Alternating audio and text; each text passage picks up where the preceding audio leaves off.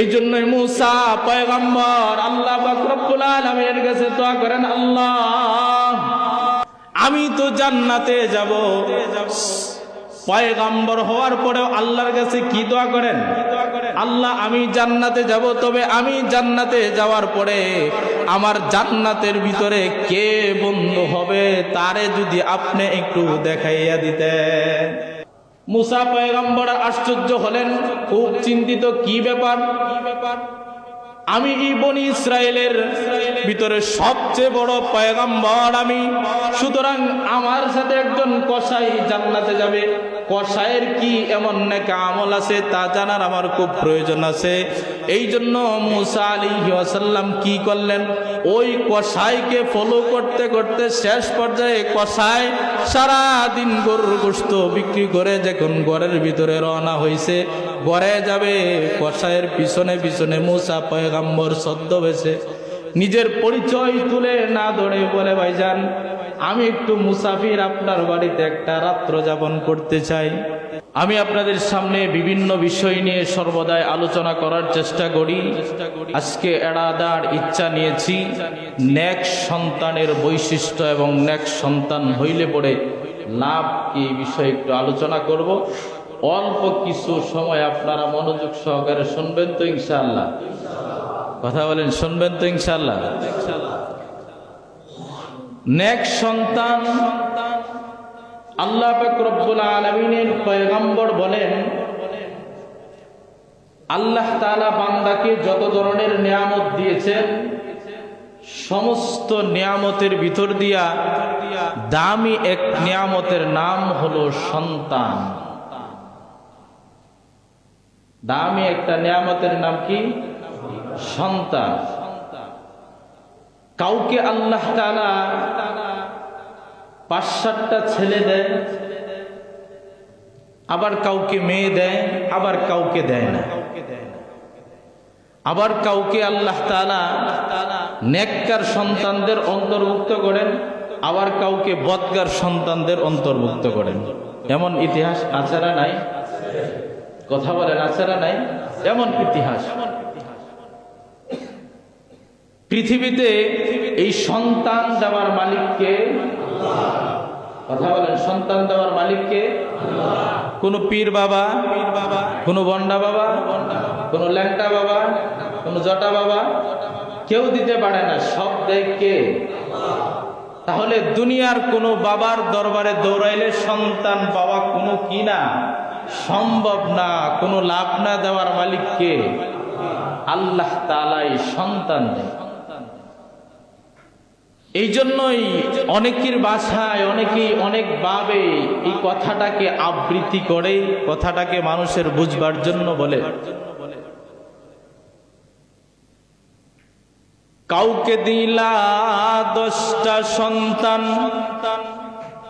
টাকার জায়গা নাই। কাউকে দিলা কোটি টাকা, একটা সন্তান নাই। এমন ইতিহাস আছে না নাই? অনেকের ৫-৭টা সন্তান, এক গড়ে গেছাগেছি করে থাকে, থাকার জায়গা। আর কারোর কোটি কোটি টাকার মালিক। পৃথিবীর এমন কোন ডাক্তার নাই, কবিরাজ নাই, বাইটা আয়ুর্বেদিক ওষুধ বানায় খাওয়া হয়েছে, কিন্তু সন্তান নাই। এই নিয়ন্ত্রণ আর এই সব কিছু করেন কে? আওয়াজ দিয়ে বলেন, সবকিছু করেন কে? আল্লাহ তাআলাই করেন। এই জন্যই আল্লাহ পাক রব্বুল আলামিন বলছেন, বান্দা তোমাকে যে আমি নেককার সন্তান দিব, সেটা আমার সিস্টেমে আমি তোমাকে যেইভাবে শিখিয়ে দিছি, এইভাবে যদি আমার কাছে চাও, এইভাবে যদি আমার কাছে চাও, আমি আল্লাহ তোমাকে দিয়ে দেব। আমি আল্লাহ তোমাকে কি দিয়ে দেব? এই জন্য ইব্রাহিম আলাইহিস সালাম ৯০-৯২ বছর বয়সেও আল্লাহ সন্তান দিছে, কি দেয় নাই? কথা বলেন, দেয় কি দেয় নাই? দোয়া কি করছেন? রব্বি হাবলি মিনাস সালিহিন। হায় আল্লাহ, আপনি আমাকে একটা নেককার সন্তান দান করেন। ইব্রাহিম আলাইহিস সালাম এই দোয়া করেছেন। আবারও আল্লাহ পাক রব্বুল আলামিন বলেন, বান্দা তোমার সন্তানের প্রয়োজন আমার কাছে যদি আমার চাওয়া অনুপাতে আমি আল্লাহ কালামে পাকের ভিতরে তোমারে শিখাইয়া দিছি, যদি আমার কাছে এইভাবে চাও তাহলে আমি আল্লাহ তোমাকে সন্তান দিয়া দিব। এই জন্য কোরআনের ভাষায় আল্লাহ পাক রব্বুল আলামিন বলেন, রব্বি হাবলি মিনাস সালিহিন। এটা তো আছেই, দোয়া পড়বই, আবার কখনো কখনো পড়ব রব্বানা হাবলানা মিন আজওয়াজিনা ওয়া যুররিয়াতিনা কুররাতা আয়ুনি ওয়াজআলনা লিল মুত্তাকিনা ইমামা। আল্লাহ বলেন, বান্দা তোমাকে আমি যে দোয়া শিখায় দিলাম, তুমি যদি আমার কাছে এইভাবে চাও, রব্বানা হাবলানা মিন আজওয়াজিনা ওয়া যুররিয়াতিনা কুররাতা আয়ুনি ওয়াজআলনা লিল মুত্তাকিনা ইমামা। মুত্তাকিনদের অন্তর্ভুক্ত হবে, চক্ষু জোড়ানো সন্তান হবে, চক্ষু শীতল করার সন্তান হবে, এমন সন্তান হবে যেই সন্তান পৃথিবীর যেই প্রান্তেই যাক না কেন যে কোনো মানুষ দেখা মাত্রই বলবে বাবাটা না জানি কত ভালো মানুষ, সুবহানাল্লাহ। এটারে বলে নেক সন্তান, এটারে বলে কি নেককার সন্তান। আর যদি বদকার সন্তান হয়, যদি বংশের ভিতরে একটা টেন্ডারবাজ হয়ে যায়, আর এটা যদি বাজারের চাঁদাবাজ হয়ে যায়, তাহলে বাবার অশান্তি। আর এই সন্তান যদি ঘরের ভিতরে নিঃস্বাক্ষর হয়ে যায়, তাহলে এই বাবার গলায় ছুরি ধরতে দ্বিধাবোধ করে না। এমন ইতিহাস মনে হয় নাই আমার এই সোনার বাংলায়, কথা বলেন নাই মনে হয়। এই জন্যই আল্লাহ পাক রব্বুল আলামিন বলেন, বান্দা নেককার সন্তানের জন্য দোয়া করো, যে সন্তান চক্ষু জোড়ানো সন্তান হবে। আমি আল্লাহর কাছে চাইতে হবে, চাইলে পরে আমি আল্লাহ দিব। যেমন আপনারা যদি মনে করেন আপনাদের চোখে দেখা মতো জানা মতো বাংলার জমিনে চক্ষু জোড়ানো সন্তানদের অন্তর্ভুক্ত এমন চক্ষু জোড়ানো সন্তান ওলামায়ে কেরাম আছে না নাই? জেনারেল শিক্ষিতদের ভিতরে এমন সন্তান আছে দিনদার ফরজগার, যার দিকে তাকাইলে এলাকার মানুষ আত্মতৃপ্তি পায়, কই সন্তানটা খুব ভালো মানুষ, আছে না নাই? এই কথা বলেন, আছে না নাই? এই জন্যই সন্তানটা নেককার সন্তানদের অন্তর্ভুক্ত হওয়া চায়। এই জন্যই বাবা তিন প্রকার, কয় প্রকার কথা বলেন না? বাবা বুঝছেননি বিষয়টা? বাবা কয় প্রকার কথা বলেন না? বাবা তিন প্রকার। এক প্রকার বাবা আছে যারা সন্তান জন্ম দেয় তবে সন্তানের খোঁজ খবর নেয় না, এটার অডালা ছাইরা দেয়। এই জন্যই আগে বলছি, এটার ছাইরা দেওয়ার কারণে এটা চাঁদাবাজ হিসাবে যায়, এটা টেন্ডারবাজ হয়, এটা দুর্নীতিবাজ হয়। শুধুমাত্র বাবা নিজের সন্তানকে জন্ম দেওয়ার কারণে সন্তানের জন্য নেক সন্তান অন্তর্ভুক্ত হোক এই দোয়া না করার কারণে এই সন্তানটা খারাপে রূপান্তরিত হয়ে যায়। আবার আরেকজন বাবা আছে, দুই প্রকার বাবা। সেই বাবা সন্তানকে বেশি আদর করতে করতে মাথায় রাখে, এই সন্তান দ্বারা বিন্দু পরিমাণ কোনো লাভে আসে না।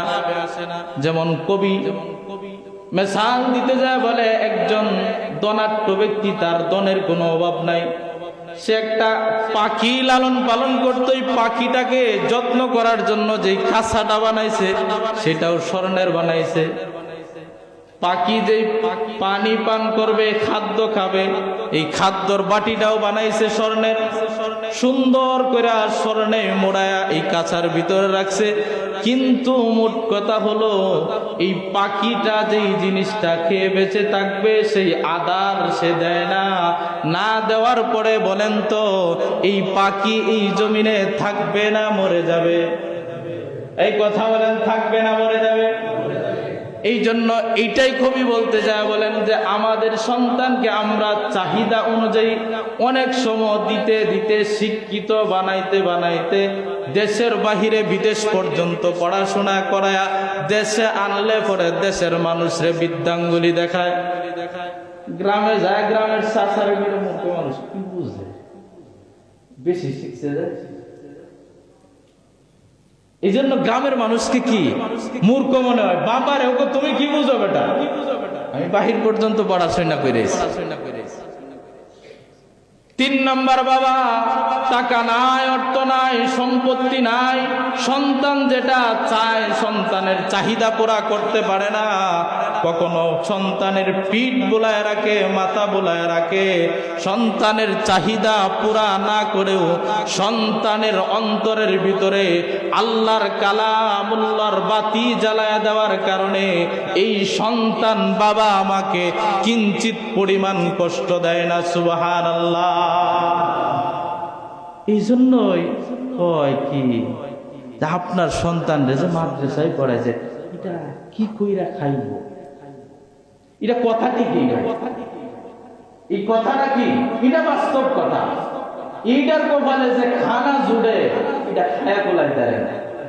এটা যত জায়গায় দাওয়াতও যায় 20-30 আইটেমের পদ দেয়, এটা খায়া কোলাই দেয় না। কথা তো ঠিক, এটা খাইব কি কইরা, কি মিথ্যা না সত্য কথা বলেন? জিহান দেয় যায় একজন বাড়িতে যদি প্রথম মুরগি টিম দেয়, এটা হয় না কয় খায়া দর করে, এটা কথা ঠিকই। যেদিকেই দেন নেককার সন্তানদের অন্তর্ভুক্ত হন।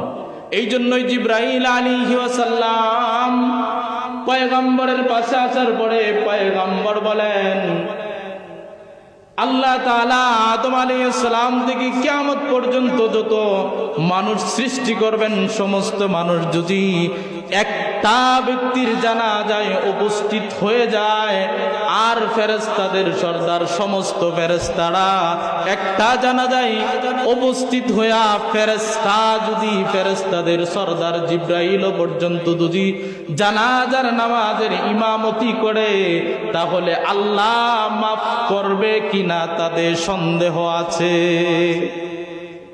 আর লোক নাই, 2-4 জন মানুষ নিয়ে আপন সন্তান যদি বাবার লাশটার সামনে নিয়ে নেককার সন্তান যদি হয়, তাহলে এই সন্তান পয়গম্বর বলেন আল্লাহু আকবার, এই হৃদয়ের কষ্ট নিয়ে যখন আল্লাহ বলে ডাক দিবে, তখন আল্লাহর হু বলার আগে বাবার জিন্দিগির সমস্ত গুনাহ আল্লাহ মাফ করে দেয়। বাবার সমস্ত গুনাহ আল্লাহ কি করে দেয়? মাফ করে দেয়। আরবের বড় একটা পত্রিকা আর রিয়াদ একটা পত্রিকার ভিতরে একটা ঘটনা, যিনি আদালত পরিচালনা করেন, রায় দেন, ওনাকে কি বলে? ম্যাজিস্ট্রেট বলে না, জজ সাহেব। উনি একটা আরবের একটা ঘটনা উনি ওনার পেপারের ভিতরে কি ধরলেন, তুইলা ধরলেন, যেটা বুঝি কাউকে না জানাইলে আমার দিলে কি আসবে না, শান্তি আসবে না। আর এই ঘটনাটা আরবের 90% মানুষকে কাঁদায় যাচ্ছে। ঘটনাটা কি? একজন মায়ের 2 জন সন্তান। কয়জন সন্তান? আওয়াজ দিয়ে বলেন। একজন মায়ের 2 জন সন্তান। ছোট সন্তানের টাকা আছে, সম্পত্তি আছে, কিন্তু ছোট সন্তান বড় ভাইয়ের নামে যায় মামলা দায়ের করছে। কি মামলা দায়ের করছে? আমার বড় ভাই আমার মাকে আমারে খেদমত করার সুযোগ দেয় না। আমার বড় ভাই আমার মাকে সে খেদমত করে তার জান্নাতের রাস্তা কি করতেছে? সহজ করতেছে, জান্নাত কামাই করতেছে। কিন্তু আমি ছোট ভাই, আমি আমার জান্নাতের রাস্তা সহজ করতে পারতেছি। আর আমার বাংলাদেশের ভিতরে মামলা কি নিয়ে হয়? এক ভাই আরেক ভাইয়ের নামে মামলা করে, ও আমার মারে তারপর চাইনা বোলায় বোলায় খাওয়ায়, ঘুমের পরি খাওয়ায়, টিপ সই নিয়ে সম্পত্তি সব নিছে। কি বাস্তব না বাস্তব? আপনারা মনে হয় আজকে নতুন শুনতেছেন এই ইতিহাস। হ্যাঁ, আমার এই সোনার বাংলায় এই ইতিহাস ঘটে, এক ভাই আরেক ভাইয়ের সম্পত্তি মাকে বোলায় বালায় কি করে, ভালো একটু খাওয়ায়া, মার একটু সহজ সরল ভাইবা মারে ঘুমের বড়ি খাওয়ায়া অথবা একটু মার্কেট মুর্কেট করে দেয়, পুতে সব লয়ে যায় এক ভাই আরেক ভাইয়ের।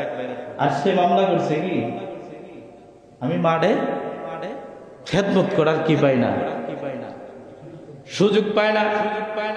আদালতের রায় অনুযায়ী অমুক দিন কোর্টে উঠতে হবে, দুজন ভাই যায় মাকে নিয়ে যায় কোর্টে দাঁড়াইছে।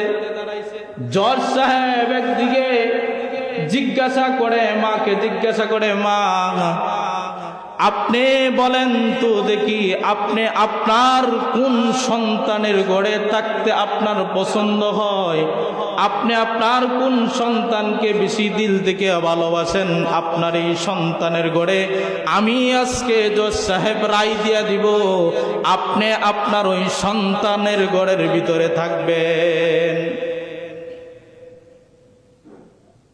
মা জজ সাহেবকে ডাক দেয়া বলে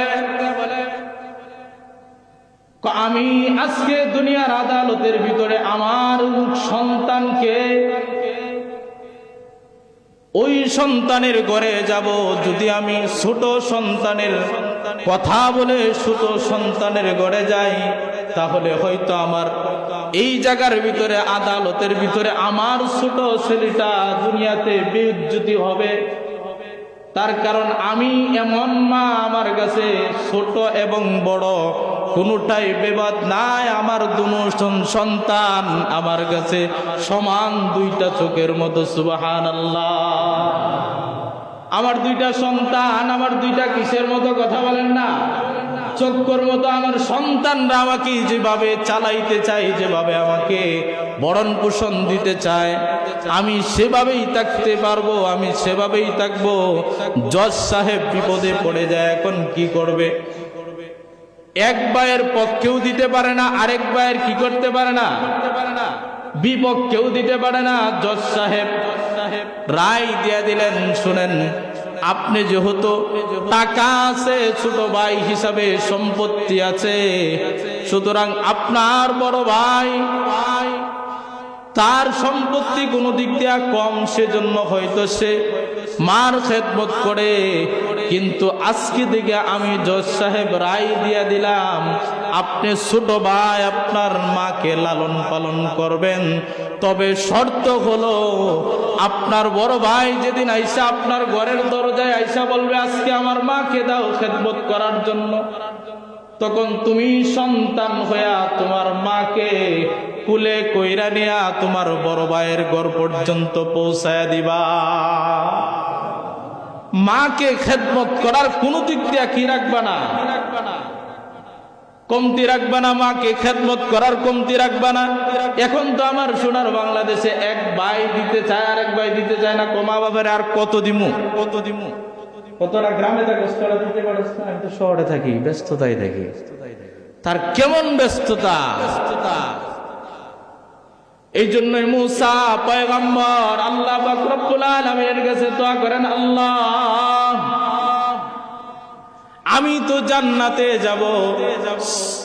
পয়গম্বর হওয়ার পরেও আল্লাহর কাছে কি দোয়া করেন, আল্লাহ আমি জান্নাতে যাব, তবে আমি জান্নাতে যাওয়ার পরে আমার জান্নাতের ভিতরে কে বন্ধু হবে, তারে যদি আপনি একটু দেখাইয়া দিতেন। আল্লাহ পাক রব্বুল আলামিন বলেন, মুসা যাও, তোমার একজন কসাই তোমার বন্ধু হইয়া তোমার সাথে জান্নাতে যাবে। সুবহানাল্লাহ। মুসা পয়গম্বর আশ্চর্য হলেন, খুব চিন্তিত, কি ব্যাপার? আমি এই বনি ইসরায়েলের ভিতরে সবচেয়ে বড় পয়গম্বর আমি, সুতরাং আমার সাথে একজন কসাই জান্নাতে যাবে। কসাইয়ের কি এমন নেক আমল আছে তা জানার আমার খুব প্রয়োজন আছে। এই জন্য মুসা আলাইহিস সালাম কি করলেন, ওই কসাইকে ফলো করতে করতে শেষ পর্যায়ে কসাই সারা দিন গরুর গোশত বিক্রি করে যখন ঘরের ভিতরে রওনা হয়েছে, ঘরে যাবে, কসাইয়ের পিছনে পিছনে মুসা পয়গম্বর ছদ্মবেশে নিজের পরিচয় তুলে না ধরে বলে, ভাইজান আমি একটু মুসাফির, আপনার বাড়িতে একটা রাত্র যাপন করতে চাই। কি করতে চাই কথা বলেন না? একটা রাত্র যাপন করতে চাই, আমি আপনার বাড়িতে একটা দিন থাকতে চাই। কসাই বললেন ঠিক আছে, অসুবিধা নাই, আপনি আমার বাড়িতে একদিন থাকেন। থাকার পরে সকালবেলা মুসা পয়গম্বর বলেন আমি কসাইকে দেখলাম সারা দিন গোশত বিক্রি করার পরে তার এই গোশতর থেকে আলাদা করে কলিজা থেকে অল্প কিছু কলিজা মার জন্য আলাদা কইরা রাখতেন। বলেন সুবহানাল্লাহ। মার জন্য আলাদা কইরা রাইখা এটাকে গোড়ের ভিতরে আইসা মা কি করতেন? মা বৃদ্ধ মা সারাদিন বিছানায় প্রস্রাব পায়খানা করতেন। মাকে সারা দিনের যত ময়লা আবর্জনা আছে সুন্দর করে পরিষ্কার করে আপন মাকে এই গোশতটাকে রান্না করে রুটি দিয়া খাওয়ানোর পরে আপন মা দুইটা হাত তুইলা দোয়া করে, আল্লাহ আপনি আমার সন্তানকে জান্নাতে দিবেন, তবে এই বনি ইসরায়েলের যে পয়গম্বর আছে মুসা পয়গম্বরের সাথে আমার সন্তানকে জান্নাতে দিয়া দেন। একজন মা দোয়া করার কারণে একজন কসাই ব্যক্তিকে আল্লাহ পয়গম্বরের সাথে জান্নাতের বন্ধু বানায় দিয়েছে। বলেন তো দেখি, মা বাবার খেদমত করলে লাভ না লস? এ আওয়াজ দিয়ে বলেন, মা বাবার খেদমত করলে লাভ না লস? মা বাবার খেদমত করলে কি পরিমাণ লাভ, এগুলো তো আমি আপনাদেরকে শুনাইলাম। তবে পৃথিবীর কোথাও এক দুইটা দেশের ভিতরে আছে কিনা তা জানা নাই আমার, তবে বাংলাদেশের ভিতরে যতগুলো বৃদ্ধাশ্রম আছে সবচেয়ে বড় বৃদ্ধাশ্রম হইল আমি আগে যেখানে থাকতাম গাজীপুরে তার পাশে। প্রায় দিনই বৃদ্ধাশ্রমের ভিতরে ঘুরা ঘুরা অনেক মা বাবার সাথে যায় কথা বলতাম। মা বলতো আমার ছেলে বড় একটা চাকরি করে, চাকরির নামও বলতো আমার বড় ছেলেটা ডাক্তার ইঞ্জিনিয়ার। ঘুরে ঘুরে একজন হাফেজ, একজন দিন শিক্ষা অর্জনকারীদের মা বাবা আমি একজনকেও পাইলাম না বৃদ্ধাশ্রমের ভিতরে। যাদেরকে পাইছি সবগুলো মা বাবার সন্তান বাংলাদেশের বড় বড় সরকারি চাকরিজীবীদের অন্তর্ভুক্ত। ওরা বৃদ্ধাশ্রম থেকে ছুটি নিয়ে যায়, মারে ওখানে টাকা দেয় 1 মাস পর্যন্ত, অতদিন যা থাকবে যা খরচ লাগে সব কি টাকা পয়সা দিয়া দিব। আবার সন্তানেও তার এমন এক নর্তকীকে বিয়া করছে যার কারণে আপন মারে ঘরে রাখতে পারে না। আপন মা বাড়িতে আসলে ঝালা পোড়া শুরু হয়ে যায়। এই জন্য কি করে মা ওই বৃদ্ধাশ্রম থেকে একদিনের ছুটি নিয়ে হোটেলে এসে সাক্ষাৎ করে সন্তানের সাথে, সন্তান ওখানে যায় সাক্ষাৎ করে। এটা বাংলাদেশের ইতিহাস।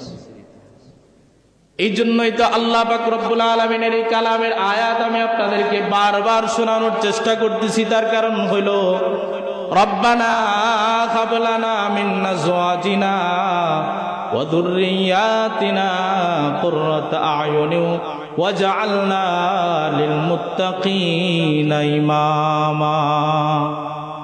হায় আল্লাহ, আপনি আমাকে যে সন্তান দিবেন সেই সন্তানটা যেন চক্ষু জোড়ানো সন্তান হয়।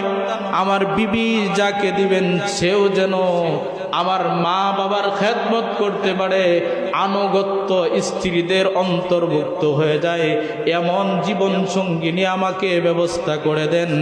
আল্লাহর কাছে যদি না চান আল্লাহ আপনার ঘরে আইসা দিবে না। অনেকেই এখানে আছে যারা মনের এমন দুঃখ আছে সাংসারিক জীবনে যা কাউকে বলতে পারেন না। আছেন না? নাই? একটাই কারণ, আপনার 5টা সন্তানের কয়টা সন্তানকে আপনি হাতে ধরে মসজিদে আনছেন বলেন তো দেখি। আপনি বড় ডিগ্রিধারী হইতে পারেন, বড় কিছু হতে পারেন, আপনার আপন সন্তানগুলো ঘরের ভিতরে থাকে, নামাজ পড়ে না। এই সন্তানগুলোর দ্বারা আপনি অট্টালিকা রাইখা যাইতে পারেন, এই সন্তানগুলো বিপদে পড়ে যায়, তার ঘরের চাহিদা পুরা করতে যায় আপনার জন্য 1 টাকাও কোনোদিন দান করবে না। চলতেছে না। যে সন্তান দুনিয়াতে মা বাবার ওষুধ কেনার টাকা দিতে পারে না, এই মা বাবার টাকা দিয়ে এই অট্টালিকা এত ধন সম্পত্তি হইল, এখন মা বাবার ওষুধ কেনার টাকা দিতে পারে না, আপনি মরলে পরে বুঝি দান করবে? বলেন না দেখি, মরলে পরে দান করবে? মরলে পরে দান করবে না। এই জন্য মা বাবা এমন মা বাবা হইতে হবে। এই জন্য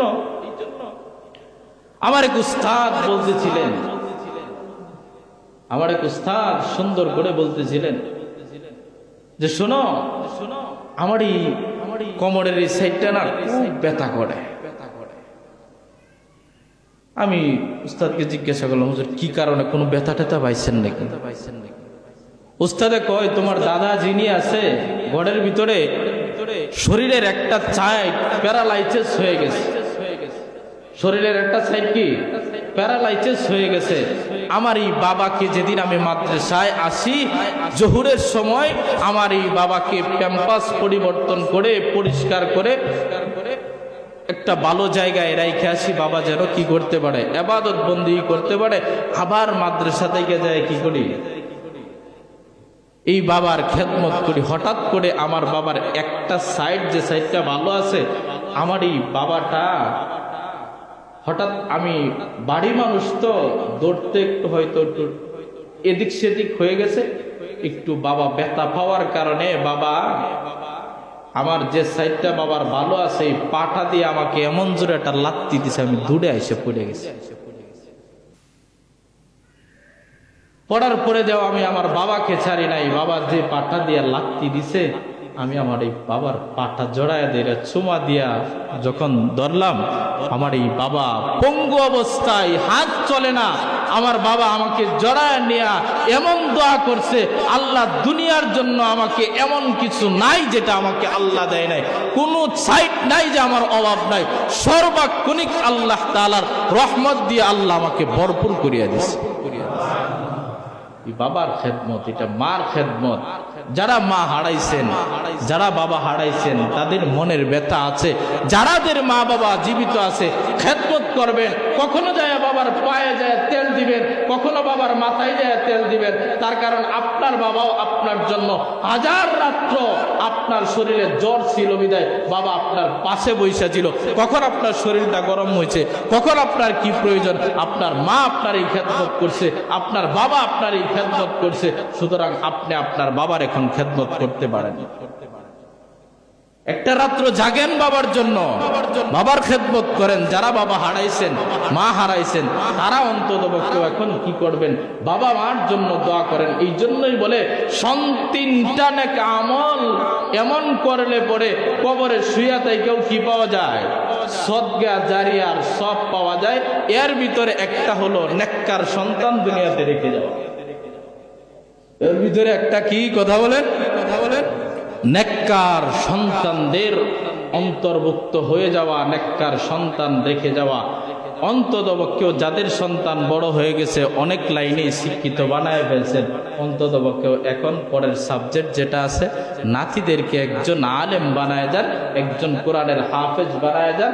রসুল বলেন একজন হাফেজ যদি হয় তাহলে তার বংশধরের ভিতরে 10 জন মানুষকে সুপারিশ করে, যারা অবধারিত জাহান্নামী এমন 10 জন মানুষকে সুপারিশ করে জান্নাতীদের অন্তর্ভুক্ত করবে। শুধু তাই নয়, তাদের বাবা মাকে হাসরের ময়দানে এমন মুকুট পরাবে যেই মুকুটের আলোর কারণে সূর্যের আলো পর্যন্ত দেখা যাবে না।